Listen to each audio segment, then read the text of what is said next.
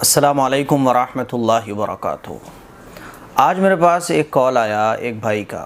انہوں نے مجھ سے کہا کہ مفتی صاحب ان کے ریلیٹو میں کوئی خاتون ہیں، ان کے اوپر جو ہے نا کچھ اثرات وغیرہ ہیں، تو وہ مجھ سے پوچھ رہے تھے کہ کیا کرنا چاہیے، کیا میں ان کو آپ کے پاس لے کر آ سکتا ہوں یا پھر آپ کوئی بتا دیں کہ ان کے پاس ان کو لے جایا جائے، کیا کریں؟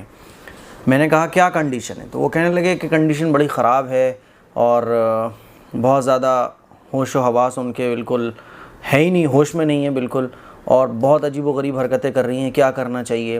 تو میں نے کہا دیکھو پریشان مت ہو، تھوڑا سا پیشنس رکھو۔ میں نے کہا کہاں دکھایا؟ تو انہوں نے بتایا کہ وہیں کسی مولانا کو دکھایا، پھر کسی دوسرے مولانا کو دکھایا، تو کسی نے بتایا کہ برا اثر ہے، کسی نے کہا کہ وہ جھپٹا ہے، کسی نے کچھ دیا، کسی نے کچھ دیا۔ تو میں نے ان سے کہا کہ کہیں جانے کی ضرورت نہیں ہے، آپ جو ہے نا وہ سورہ بقرہ گھر میں جو قرآن سب سے زیادہ اچھا پڑھا ہوا ہو ان کو آپ سورہ بقرہ پڑھوائیں، اور جس کمرے میں وہ مریضاں ہیں اس کمرے میں وہ سورہ بقرہ کو بلند آواز سے پڑھیں، ٹھیک ہے؟ اتنی بلند آواز سے کہ سورہ بقرہ کی تلاوت کی آواز پورے کمرے میں گونج جائے، انشاءاللہ ٹھیک ہو جائیں گی۔ اور اس میں تھوڑا صبر سے کام لیں، جلد بازی نہیں، یہ نہیں کہ سورہ بقرہ پڑھنا شروع ہوگی تو فوراً ایک دم سے وہ ٹھیک ہو جائیں، تھوڑا سا آپ کو صبر رکھنا پڑے گا۔ تو وہ کہنے لگے مجھ سے کہ نہیں وہ دکھایا تھا تو تھوڑا بہت آرام ملا تھا، پھر ویسی ہی کنڈیشن ہو گئی۔ میں نے ان سے کہا کہ دیکھو آپ دکھاؤ گے تو تھوڑا بہت آرام ملے گا، پھر ویسی کنڈیشن ہو جائے گی جیسی ہے، اسی لیے میں کہہ رہا ہوں تھوڑا سا صبر رکھو اور سورہ بقرہ پڑھوانا شروع کرو، ریکارڈ نہیں بلکہ پڑھوانا شروع کرو کسی سے، اور انشاءاللہ طبیعت میں آرام ملنا شروع ہو جائے گا پہلے ہی دن سے، لیکن صبر رکھنا ہے۔ کیونکہ دیکھیے ان چیزوں کا جو معاملہ ہوتا ہے نا وہ کیا ہوتا ہے، جیسے آپ نے دیکھا ہوگا کہ آپ گلی سے گزر رہے ہوتے ہیں تو کتا ہوتا ہے، آپ جتنا ڈرو گے کتا اتنا آپ کے قریب آتا چلا جائے گا اور آپ کے اوپر حاوی ہو جائے گا، اور اگر آپ ڈرو گے نہیں تو 10 کتے بھی ہو نا اور آپ تھوڑا سا جم جاؤ، تھوڑا سا گھڑکی دو، ڈرو نہیں، تو وہ 10 کتے بھی آپ سے پیچھے ہٹیں گے، ٹھیک ہے؟ اور اگر ایک کتا بھی ہو کمزور سا اور آپ ڈر گئے، آپ بھاگنے لگے، تو وہ کتا آپ کے پیچھے بھاگنا شروع کر دے گا۔ تو یہ شیطانی جو اثرات ہوتے ہیں، جنات ہوتے ہیں، ان کی مثال سیم ایسی ہوتی ہے۔ ہم جہاں گھبرا جاتے ہیں، جہاں ہم زیادہ پریشان ہو جاتے ہیں، اور جیسے ہی ہم تعویذ گنڈوں کی طرف جاتے ہیں، جھاڑ پھونک کی طرف جاتے ہیں، تو پھر کیا ہوتا ہے، شیطان تو یہی چاہتا ہے نا کہ اس کا عقیدہ خراب ہو، اس کا ایمان کمزور ہو اور اللہ سے اس کا تعلق کمزور ہو جائے۔ پھر جب ہم تعویذ لیتے ہیں، تعویذ لینے کے بعد تھوڑا بہت ہمیں آرام مل جاتا ہے۔ یہ تھوڑا بہت آرام اس لیے ملتا ہے تاکہ دعا سے، نماز سے، قرآن مجید کی تلاوت سے ہمارا عقیدہ کمزور ہو، اور تعویذوں سے، جھاڑ پھونک سے، باباؤں سے، پنڈتوں سے ہمارا عقیدہ مضبوط ہو۔ شیطان یہ چاہتا ہے، تو تھوڑا سا آرام ملتا ہے، پھر کنڈیشن ویسی ہو جاتی ہے، بلکہ اس سے زیادہ خراب ہو جاتی ہے۔ پھر جب آرام نہیں ملتا تو ہم کچھ اور آگے بڑھتے ہیں، پھر اس طرح سے ہوتے ہوتے بعض دفعہ، بلکہ اگر یہ کہا جائے کہ اب تو مسلمانوں کی ایک بڑی تعداد ہے جو پریشانیوں میں پنڈتوں کے پاس تک چلی جاتی ہے۔ ابھی 4-6 دن پہلے ہی ایک صاحب میرے والد صاحب کے پاس آئے، کہنے لگے پرابلم ہے، کچھ بتائیے۔ تو بات جب والد صاحب نے ان سے کرنا شروع کری تو پتہ چلا کہ وہ پنڈت تک کے پاس ہو کر آ گئے، اور پنڈت نے جو کچھ کرنے کو کہا وہ بھی انہوں نے کر لیا۔ تو پریشانیوں میں صبر کرنا چاہیے، اللہ سے دعا کرنا چاہیے۔ دعا سے بڑا کوئی ہتھیار نہیں ہے، دعا سے بڑی کوئی طاقتور چیز نہیں ہے، اور دعا اللہ تعالیٰ ڈیفینیٹلی سنتا ہے، پکے طور پر سنتا ہے، دعا ہماری قبول ہوتی ہے، ٹھیک ہے؟ اسی لیے اگر حالات آ جائیں، کوئی پریشانی آ جائے، کوئی پرابلم آ جائے تو اس پہ صبر کرنا چاہیے۔ تو میں نے ان کو بتایا کہ سورہ بقرہ پڑھوانا شروع کرو، انشاءاللہ فائدہ ملے گا۔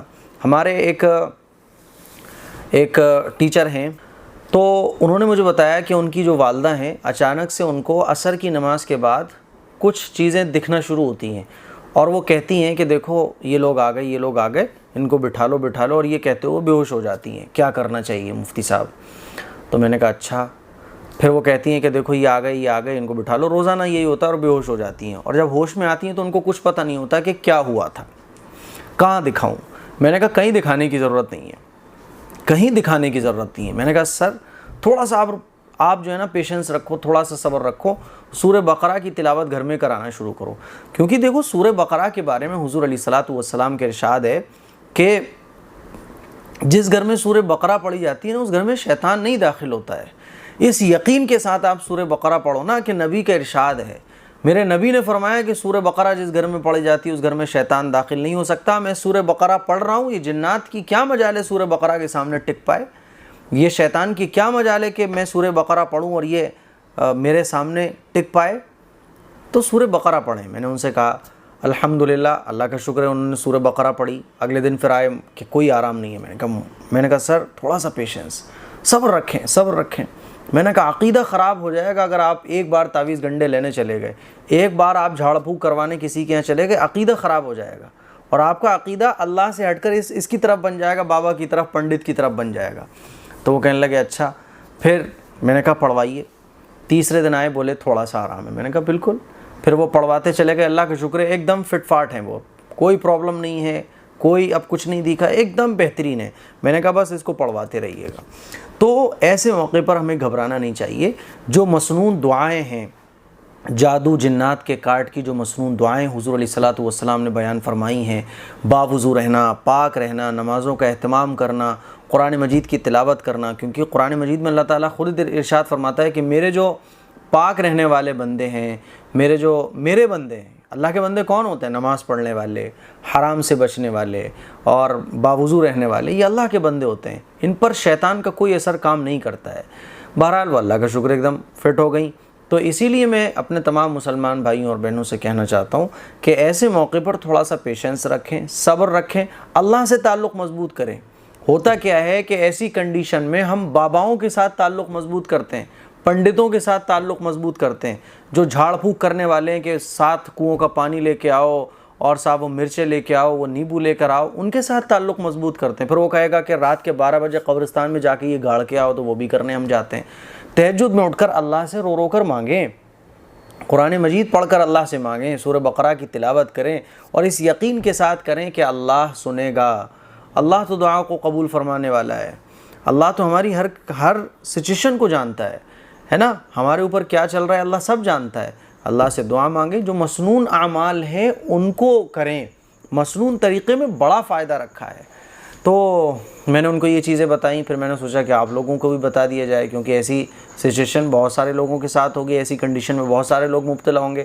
ان چیزوں پر عمل کریں, گھبرائیں بالکل بھی نہیں. السلام علیکم ورحمۃ اللہ وبرکاتہ.